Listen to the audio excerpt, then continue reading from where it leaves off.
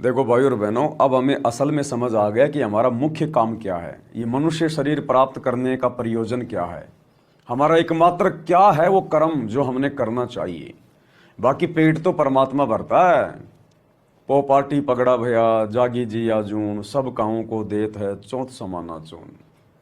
आप और हम तो चलो, कोई ऑफिस में जा रहा, कोई नौकरी कर रहा, कोई मजदूरी कर रहा, कोई किसानी कर रहा है।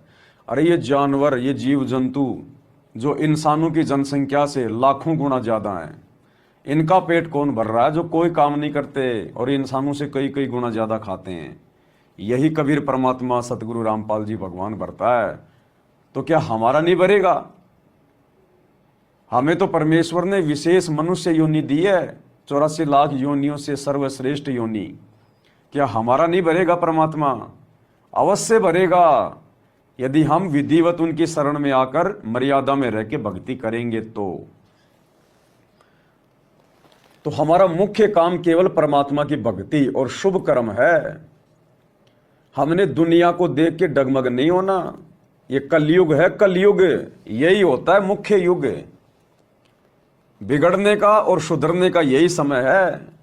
हमने ये दुनिया को देख के, दुनिया की भागा दौड़ को देख के, इस वैज्ञानिक युग को देख के, भौतिकतावाद की चक्काचौंध को देख के हमने डगमग नहीं होना है। दुनिया की देखा देखी हमने चांद पे पहुंचने का प्रयास नहीं करना। हमने धनी नहीं बनना, बहुत बड़ा कोई महिमावान नहीं बनना है, मंत्री संतरी नहीं बनना है। दुनिया भाग रही है, भागने दो। दुनिया तो कुएं की तरफ दौड़ रही है, कुएं में गिरने के लिए। हम थोड़ी भगेंगे कुएं की ओर। जो समझदार होगा, जिसको पता है कि आगे कुआं है और अंधेरा है और दुनिया दौड़ रही है, कुएं में गिर रही है, सब उसके पीछे दौड़ रहे हैं, तो हमने इस काल की भागदौड़ के पीछे दौड़ना नहीं है। पड़ोसी का लड़का चाहे अधिकारी बन गया है, चाहे प्रधानमंत्री बन गया है, वो उसके कर्म, उसके संस्कार। हमने उसको देख के अपने बच्चों को डांटना नहीं है, फटकारना नहीं है। जो पढ़ाई हमारे बच्चे पढ़ रहे हैं और जो नौकरी हमारे बच्चे लगेंगे आने वाले समय में, वो नौकरी तो यहाँ ब्रह्मा विष्णु महेश को भी प्राप्त नहीं है। जो आनंद, जो सुख हम भोगेंगे वो यहाँ का राजा भी नहीं भोग सकता। तो हमने दुनिया को देख के ना खुद चलना है, ना अपने बच्चों को चलने की शिक्षा देनी है। हमने केवल अपने गुरु जी के दिखाए गए मार्ग पर कछुए की तरह आराम से चलना है, निश्चिंत होके चलना है, निष्फिक्र होके चलना है। पड़ोसी चाहे दिन का लाख रुपए कमा रहा है, बड़ी बड़ी मकान बना रहा है, बड़ी बड़ी गाड़ी ला रहा है, हमने उसको देख के नहीं जीना। ना ना ना ना, वो तो बेगार कर रहा है, बेगार। खुद का रुपया खुद पे लुटा रहा है। और हम जो भक्ति धन जोड़ रहे हैं, जो आगे आने वाले समय में हमारे काम आएगा, इस लोक में भी और परलोक में, तो परमात्मा हमें सुखी करेगा ही करेगा। तो हमने बिल्कुल शांत भाव में, सहज भाव में, कोई कंपटीशन नहीं, कोई प्रतिस्पर्धा नहीं, कोई किसी की देखा देखी नहीं, कोई मान बढ़ाई की चाहत नहीं, कुछ नहीं। अगर आपको कोई निर्दलीय प्रधानमंत्री भी अगर कोई बनाने के लिए आ जाए घर पे, निर्दलीय के साथ, चलो आपको देश का राजा बना रहे हैं, हाथ जोड़ लो भाई साहब, किसी कुत्ते को उठा के ले जाओ, किसी गधे को उठा के ले जाओ, हम ये प्रधानमंत्री का पद प्राप्त नहीं करेंगे। हमें तो कोई देवताओं का राजा इंद्र बनाए फ्री में, तो हम थूकते हैं उसकी गद्दी पे। प्रधानमंत्री की गद्दी है क्या हमारे लिए? इंद्रदा राज कागदा विष्टा न भोगा इंद्राणी नो। अरे जिस प्रधानमंत्री के पद को प्राप्त करके अगले जन्म में गधा बनना हो, मैं क्या करूंगा ऐसा पद लेके? और जब तक प्रधानमंत्री के पद पे रहूंगा, दिन रात मैं टेंशन में रहूंगा। क्या करूंगा ऐसे पद को लेके? मुझे मेरे गुरुदेव ने सतभक्ति देके और अपना ज्ञान देके जो भक्ति का ये पद मुझे दे दिया, इससे बड़ा पद ब्रह्मा विष्णु महेश का भी नहीं है। मैं क्यों टेंशन लूं फालतू में? खानी 2 टाइम की रोटी है, उस प्रधानमंत्री ने भी और मैंने भी। फिर सारा दिन बैठ के प्रधानमंत्री की सीट पे दुनिया भर की टेंशन क्यों लूं मैं तो बहुत आराम से हूं भैया। मेरे आगे तो प्रधानमंत्री भी नौकर हैं, नौकर। जो आत्मिक सुख मुझे प्राप्त है, जो शारीरिक सुख मुझे प्राप्त है, मेरे गुरुदेव के आशीर्वाद से, उनकी भक्ति से, वो यहाँ के राष्ट्रपति को भी नहीं है। और ये पद क्यों प्राप्त किए जाते हैं? सुख प्राप्त करने के लिए। और सुख है नहीं तो मैं क्या करूंगा लेके वो पद? मैं भैया अपने जीवन में बहुत खुश हूं, आनंदमय हूं, मंगलमय हूं, तुम जाओ किसी और को चाहत हो अगले जन्म में गधा बनना हो, उसको बनाओ तुम प्रधानमंत्री। तो हमने दुनिया देख के बिल्कुल भी नहीं चलना है भाई और बहनों। आज हम क्या हैं? आज हम वर्तमान में दुनिया को पागल दिखाई दे रहे हैं, मूर्ख दिखाई दे रहे हैं कि वैज्ञानिक युग चल रहा है, दुनिया में ऐसा ऐसा विकास हो रहा है, और ये देखो कैसे ये आदि मानव की तरह जी रहे हैं। तो हम आदि मानव ही ठीक हैं, हम आदि मानव ही ठीक हैं। ये 2028 युग परिवर्तन के समय पता चलेगा आदि मानव कौन था और परमात्मा का भगत कौन था। जो आज अपने आप में बड़े बड़े नेता, मंत्री, संतरी, अधिकारी बने बैठे ना, वो आदि मानव से भी ज्यादा दुर्गति करवाएंगे। आदि मानव से भी ज्यादा दुर्गति आने वाले समय में, जब अकाल पड़ेगा, भूखमरी पड़ेगी, युद्ध होंगे, महायुद्ध होंगे, भूखमरी आएगी, महामारी आएंगी, तब पता चलेगा आदि मानव कौन था और परमात्मा की भक्ति करने वाला भगत कौन था। हमने दुनिया देख के चलना ही नहीं।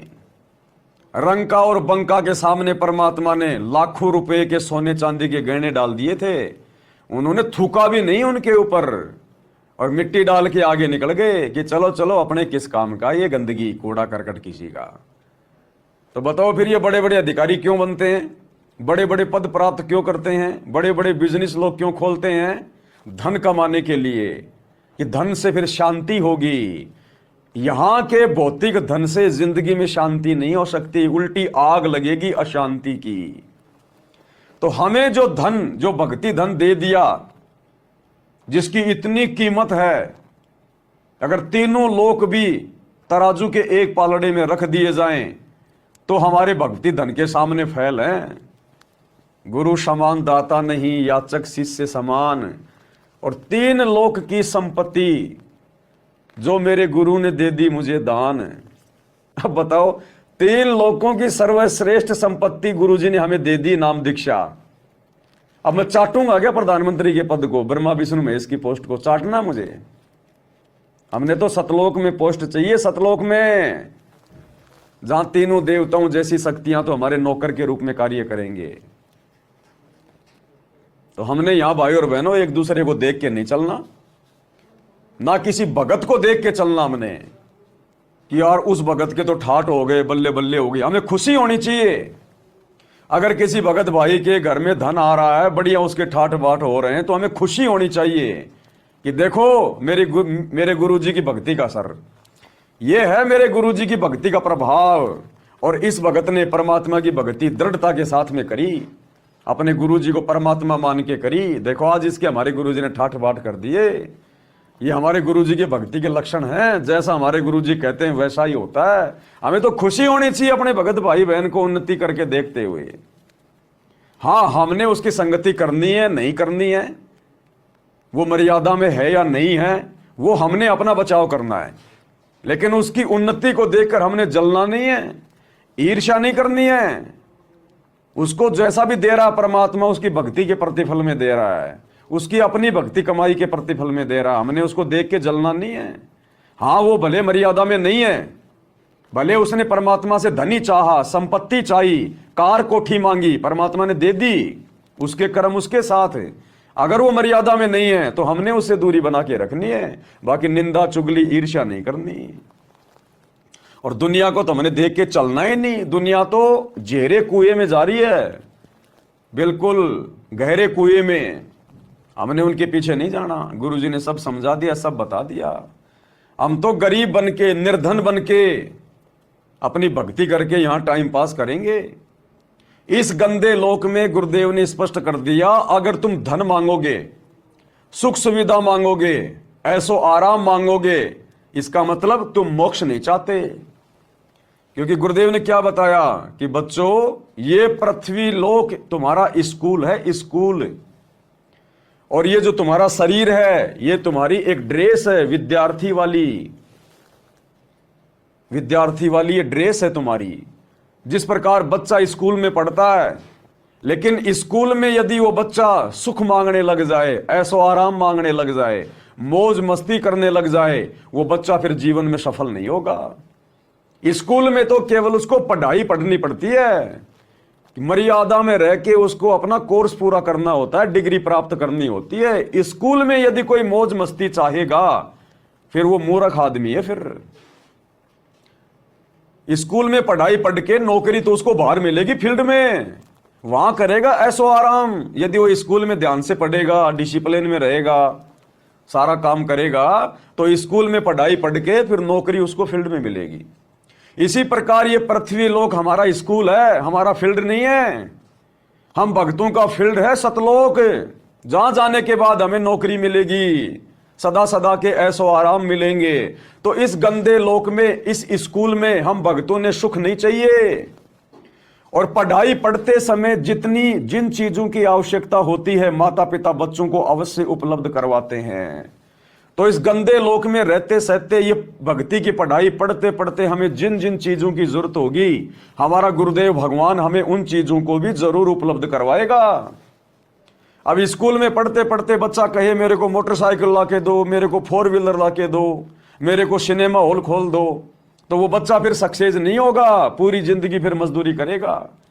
तो इसी प्रकार हम भगत भाई बहनों ने अपने गुरुदेव भगवान से जब तक हम हैं शरीर में, हमने कोई डिमांड नहीं करनी अपनी तरफ से, एक नया पैसा भी नहीं मांगना कि परमात्मा जैसा आप दोगे, जैसा आप जी पहनाओगे, उसी में मैं खुश रहूंगा। कोई डिमांड नहीं करनी हमने तो उल्टा ये प्रार्थना करनी है, परमात्मा कोई ऐसा सुख मत दे देना जो सुख मेरी भक्ति में जाके बाधा उत्पन्न कर दे। और फिर हमारा गुरु अंतर्यामी परमात्मा, जानी जान, आत्मा का पति परमेश्वर, अगर भगत को फिर किसी चीज की आवश्यकता होगी तो क्या हमारा गुरु फिर हमें उस चीज के भरोसे रखेगा? बिल्कुल नहीं रखेगा। गाड़ी चाहिएगी गाड़ी भी देगा, अच्छी नौकरी चाहिएगी वो भी देगा, बढ़िया मकान चाहिएगा वो भी देगा हमारा भगवान हमारे को, और बिना मांगे देगा, क्योंकि ये समर्थ है, जगत सेठ है, सावरसा सेठ है, सावरिया सेठ है। दुनिया जिसके गुणगान गाती है श्री कृष्ण जी के रूप में, सांवरिया सेठ, ये है वो सांवरिया सेठ, सतगुरु रामपाल जी भगवान, सेठों का सेठ, जगत सेठ। तो भाई और बहनों, हमने ये चीजें पल्ले गांठ बांध लेनी है। हमने देखो गुरु जी अंतर्यामी है, फॉर्मेलिटी से बात नहीं बनेगी। वो गुरु यहां से देखेगा, यहां से आपकी जुबान के शब्द नहीं पकड़ता गुरु। ये शरीर तो काल ने बनाया है, ये जुबान काल ने बनाई है, गुरु की तो आत्मा है। हमारी आत्मा क्या बोल रही है, हम अंदर से क्या सोच रहे हैं, गुरु उस चीज को महत्व देगा। तो हमने अपने अंदर भी कभी गुरु जी से किसी चीज की डिमांड नहीं करी, सिवाय भक्ति के अलावा, मर्यादाओं के अलावा और किसी चीज की डिमांड नहीं करनी हमने गुरु जी की। और जिस भगत ने ये 2 चीजों की डिमांड कर ली कि गुरु जी भक्ति दान देना परमात्मा, समय दो मालिक सुमरण के लिए, सत्संग सुनने के लिए, आपकी महिमा के लिए, और गुरुदेव मैं मर्यादा में रह के आपकी भक्ति सफल कर सकूं, मेरे को आशीर्वाद दो परमात्मा, मैं संघर्ष कर सकूं, किसी भी प्रकार की लोकलाज में ना फंसूं, मुझे हिम्मत दो परमात्मा। इस प्रकार की डिमांड जो भगत करेगा तो बाकी डिमांड तो गुरु अपने आप पूरी करेगा अपने आप। इसलिए हमने भाई और बहनों दुनिया को देख के, रिश्तेदारों को देख के, आड़ोसी पाड़ोसियों को देख के, वो तो चांद पे पहुंच गए, उनको पूछने दो चांद पे, उनको जाने दो। ये दुनिया ना जाने कहां कहां से जाके वापस आ गई, कुछ नहीं मिला उनको। करोड़ों बार लोग राजा रह लिए, कोटि जन्म तू राजा की ना, मिटी न मन की आशा, क्या मिला? राजा बन के भी गधा बना। तो छोटा मोटा अड़ोसी पड़ोसी रिश्तेदार को अधिकारी बन गया तो क्या प्राप्त कर लेगा? प्राप्त तो इस भक्ति से होगा जो आने वाले समय में आप और हमें प्राप्त होगा। ये आज बड़े बड़े मंत्री संतरी नेता लोग हमारे सामने बैठ के हाथ जोड़ के संघ का समाधान करवाया करेंगे कि भगत जी दास से ये गलती हो गई, भगत जी ऐसी ऐसी समस्या आ गई, इसका समाधान बताओ गुरुदेव के आशीर्वाद से। तो आने वाले समय में, क्योंकि जिसको भक्ति करनी होगी तो मर्यादा में रह के करनी होगी। अब ये थोड़ी है कि नाम लेते सारा ज्ञान समझ में आ गया, सारी मर्यादा समझ में आ गई, जैसे आप और हमें समझ में आई है वैसे धीरे धीरे उनको भी समय लगेगा। तो समाधान कौन करेगा? ऑलरेडी जो भक्ति कर रहे हैं, जो उनके बड़े गुरु भाई बहन हैं, वो करेंगे। तो आने वाले समय में ये दुनिया जिस कदर जितनी तेजी से दौड़ रही है ना, अंधाधुंध होके पैसों के लिए, माया के लिए जो भागा दौड़ कर रही है, इन सबके चक्के जाम हो जाएंगे, सबके चक्के जाम। इन सबको वापस आना पड़ेगा, इनको सोचने पर विवश होना पड़ेगा कि हम कर क्या रहे हैं। हमारे बाप दादा मर गए बिजनेस कर करके, 2 के 4 बना बना के, कोठियों पे कोठियां बना के, ब्रांचों पे ब्रांचें खोल के, धन जोड़ जोड़ के हमने बैंक भर दिए। अरे हमें करना क्या है? अंत में मरना भी तो है। ये कुछ भी तो साथ नहीं जाएगा जो आज हम जोड़ रहे हैं। खाना 2 टाइम की रोटी है, वो अमेरिका का राष्ट्रपति भी 2 टाइम की रोटी खाता है, वो एलन मस्क वो भी 2 टाइम की रोटी खाता है, ये मुकेश अंबानी भी 2 टाइम की रोटी खाएगा। ये बाकी जोड़ के कर क्या रहे हैं? अपने कर्म फोड़ रहे हैं, अपना खुद का खजाना खाली कर रहे हैं, दोषी बन रहे हैं परमात्मा के, अपना अनमोल श्वास से जो पूंजी धन है श्वास रूपी उसको बर्बाद कर रहे हैं। तो अंत में इस ज्ञान से इनको भी विचार करना पड़ेगा, अगर इनका शुभ समय होगा तो, अगर ये ज्ञान इनके समझ में आना होगा तो ये भी अंत में रुक जाएंगे कि भैया बहुत भाग लिए, बहुत दौड़ लिए, और ये जोड़ा जोड़ाया धन सब परमात्मा के चरणों में समर्पित कर देंगे कि गुरुदेव आपकी संपत्ति आपको समर्पित है। उस समय हम भगत भाई बहनों को पता चलेगा कि अच्छा हुआ जो हम इस भाग दौड़ में नहीं भागे, नहीं तो अंत में हमारा भी यही हाल होता, समय और श्वासों की बर्बादी होती, इससे ज्यादा कुछ नहीं। तो अभी उन नादानों को ज्ञान नहीं है जो पैसे के पीछे भाग रहे हैं। पूरे संसार में सबसे ज्यादा अरबपति खरबपति, संसार का सबसे ज्यादा धनी आदमी फलाना दिखना कुछ नहीं है, वो तो सबसे ज्यादा गरीब है। जो सबसे ज्यादा धनी है वो सबसे ज्यादा गरीब है, क्योंकि वो भगवान से उतना ही दूर है। और हम जो भगवान के जितने ज्यादा नजदीक हैं हम उतने ज्यादा धनी हैं। अरे यहां का धन तो गोबर है, गोबर गोबर। अरे इसी परमात्मा कबीर जी ने, सतगुरु रामपाल जी भगवान ने, नरसिंह भगत का जब समय आया तो 56 करोड़ की संपत्ति आसमान से नीचे बारिश कर दी। जब उसकी द्योति का भात भरा जा रहा था, ऊपर से सोने के डले, चांदी के डले, पैसों की बारिश कर दी भगवान ने 56 करोड़ की संपत्ति की। तो ये परमात्मा क्या नहीं कर सकता आप और हमारे लिए? कुछ भी कर सकता अपने आत्माओं के लिए भगवान। अरे हमें यहां भी तो अपनी मर्जी से भेजा, क्योंकि हम यहां आने में हम खुश थे काल के साथ। तो परमात्मा ने कहा कि जाओ भाई, मेरे बच्चों की खुशी में मेरी खुशी, जाओ बच्चों जाओ, खेलो खाओ पियो जैसा तुम्हें लग रहा है। तो परमात्मा मना नहीं करेगा। इस परमात्मा से अगर तुम धन मांगोगे इस भक्ति के प्रतिफल में, ये धन देगा। इस परमात्मा से राजपद मांगोगे, ये राजपद देगा। जतन चाहिए राजपाट तो धर ले ध्यान हमारा। इस भक्ति के प्रतिफल में यदि आपको मोक्ष चाहिए तो परमात्मा मोक्ष भी देगा। ये कुछ नहीं रोकता, कोई बाधा उत्पन्न नहीं करता। हमने सतलोक में कहा हमें तो काल के साथ जाना है, जाओ बच्चों।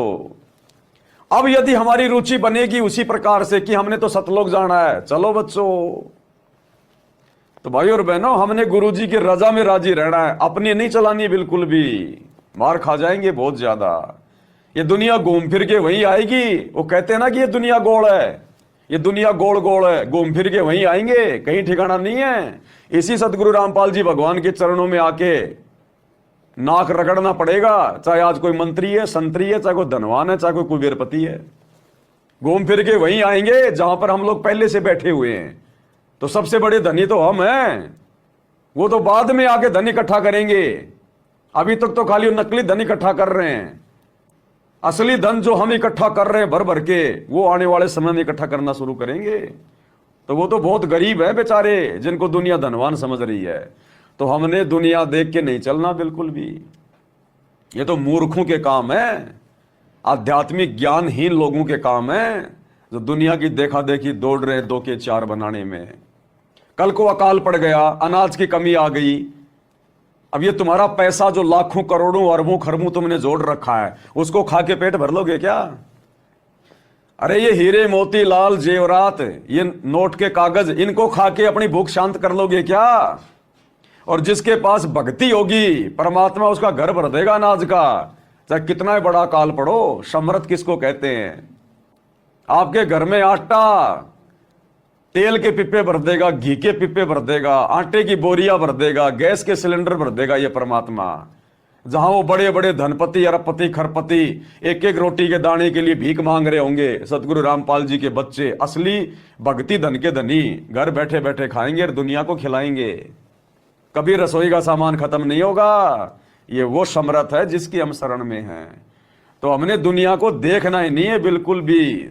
दुनिया पागल है, समझदार व्यक्ति पागलों के पीछे नहीं चला करता। तो हमने इन बातों का भाई और बहनों विशेष तौर पर ध्यान रखना है, तभी हमारी भक्ति सफल होगी। हम भक्ति भी कर रहे हैं दुनिया को देखा देखी में, यार मेरे पास भी पैसा होता, मेरे पास भी गाड़ी होती, मेरे पास भी मकान होता, मेरा लड़का भी नौकरी लगता, तो वो भक्ति नहीं कर रहा, फिर वो ड्रामेबाजी कर रहा है, वो दो नाव की सवारी कर रहा है। परमात्मा कहते हैं कि राम नाम कड़वा लागे और मीठे लागे दाम, भाई दुविधा में दोनों गए, माया मिली ना राम। अंत में यह हाल होगा फिर। तो जो सबसे बड़ी नौकरी दे दी भगवान ने हमें, भक्ति करना सबसे बड़ी नौकरी है। इससे बड़ी नौकरी यहां किसी राष्ट्रपति की भी नहीं है। सबसे बड़ी नौकरी गुरु जी की भक्ति और सेवा, अपनी आत्मा का कल्याण करवाना, ये सबसे बड़ा लक्ष्य है इंसान का। इससे बड़ा कोई लक्ष्य नहीं हो सकता। चांद पे जाना, मंगल पे जाना, रॉकेट बनाना, सैटेलाइट बनाना, ये कोई टारगेट नहीं है। ये तो काल ने हमें बकवादों में उलझा दिया। और परमात्मा ने भी उनको इसीलिए थोड़ा सा ढीला छोड़ रखा है, क्योंकि मालिक भी चाहते हैं कि एक बार ये सैटेलाइट वेटेलाइट सेट कर दे सारी, ये एसी आसी फ्रिज फारिज मोबाइल सब बना दे एक बार, उसके बाद इनको एकदम से स्टॉप कर दूंगा फिर, और इनकी बनाई हुई चीजें फिर भक्ति में हमारे काम आएंगी। इसलिए परमात्मा थोड़ा चुप है। अब आने वाले समय में जब सारा काम पूरा हो चुका है, अब परमात्मा देखना इनके ऊपर एकदम से इनके ऊपर ब्रेक लगा देंगे। बस ये वैज्ञानिक सब भूल जाएंगे, फार्मूले क्या थे क्या नहीं थे। जो बन गई सो बन गई, अब इससे ज्यादा विज्ञान आगे नहीं पहुंचेगी। अब तो परमात्मा की भक्ति विज्ञान आगे जाएगी। अब तो आध्यात्मिक विज्ञान, ये तत्व ज्ञान वाली विज्ञान पूरी दुनिया में फैलेगी। ये नकली विज्ञान इसको ब्रेक लगा देगा परमात्मा यहीं पे। तो हमने अपने गुरुदेव भगवान का ही जय जयकारा करना है, उन्हीं को महिमा देनी है, उन्हीं का गुणगान करना है। और जितना भी हमारा जीवन शेष है गुरुदेव के आशीर्वाद से, हमने एक एक श्वास अपने गुरुदेव की भक्ति में समर्पित करना है। भाई जो गुरु बचन पे डट गे, कट गे फंद 84 के।